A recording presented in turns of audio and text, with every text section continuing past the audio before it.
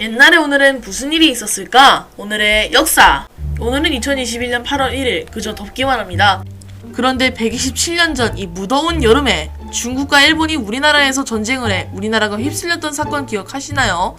모르시겠다고요? 괜찮아요. 제가 설명해 드릴게요.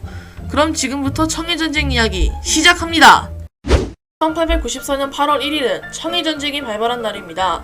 청일전쟁은 근대 동아시아사에서 아주 중요한 사건이며 우리나라와도 깊게 연관돼 있죠. 그렇다면 과연 이 청일전쟁은 왜 일어났을까요? 지금부터 살펴봅시다. 여러가지 이유가 있지만 길이상 한 가지만 설명드리겠습니다. 청나라의 중국권 인식이 변화했기 때문입니다. 옛날부터 청은 우리나라를 속국 아닌 속국으로 대해왔습니다. 이게 뭔 말이냐면 조선은 청한테 조공을 바치지만 조선에서 벌어지는 일들은 조선이 처리한다는 내용이에요. 이걸 속국 자주론이라고 합니다. 그런데 아편전쟁 이후 여러 조약을 맺게 되면서 청은 항구를 개방하게 됩니다. 그러나 청은 개방한 항구 외에는 서양인들의 출입을 금지했었습니다. 하지만 서양인들은 청의 영토 대신 조선을 가기 시작해요. 그러자 조선은 청한테 서양인 좀 내쫓아달라며 부탁을 합니다. 이유는 당시 조선은 세국 정책을 펼쳤기 때문이죠. 그래서 청은 조선은 우리의 속국, 즉 우리 영토, 그리고 아직 개방 안함, 따라서 너네는 갈 수 없음, understand? 라고 말하죠. 그런데 서양 세력들이 조선은 독립국가라고 주장합니다. 저기요, 만국공법의 속국이나 조공국은 그 나라의 주권이 본건적인 관계에 영향을 받지 않으면 독립국가라고 했어요. 그러니 조선은 독립국가예요! 라고 말이죠.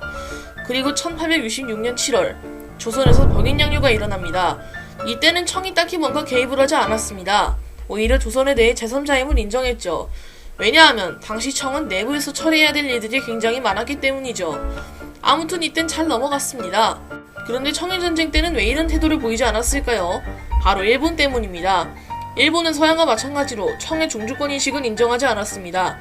그래서 조선을 사수하기 위해 전쟁을 했던 것이죠. 그리고 이제는 청일전쟁 직전에 일어났던 사건들을 알아볼 겁니다. 이건 역시 많지만 두 가지만 다뤄볼 거예요. 첫 번째는 갑신정변입니다. 갑신정변은 당시 급진개합하였던 김옥균, 박영육, 홍영식 등이 조선의 자주독립과 근대화를 유감에 일으켰던 정변이에요. 물론 실패로 끝났습니다.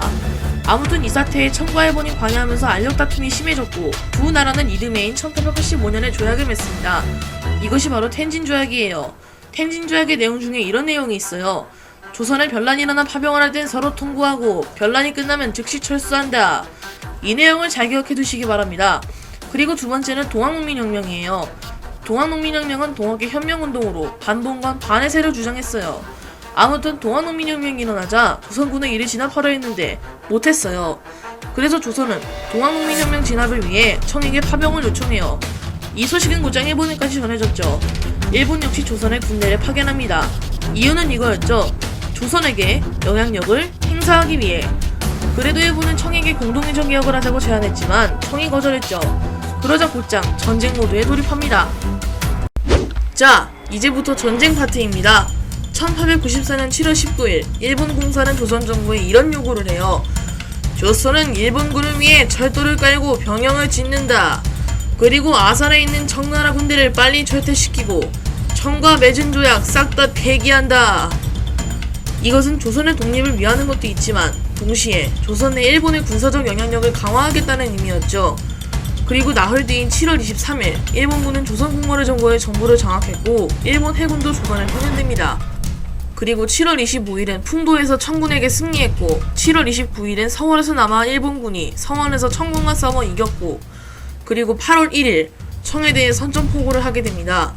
그런 다음 여러가지 전투를 합니다만 결론은 일본이 이겼어요. 이듬해 두 나라는 시모노세키 조약을 체결하게 됩니다. 이 조약의 내용은 다음과 같아요.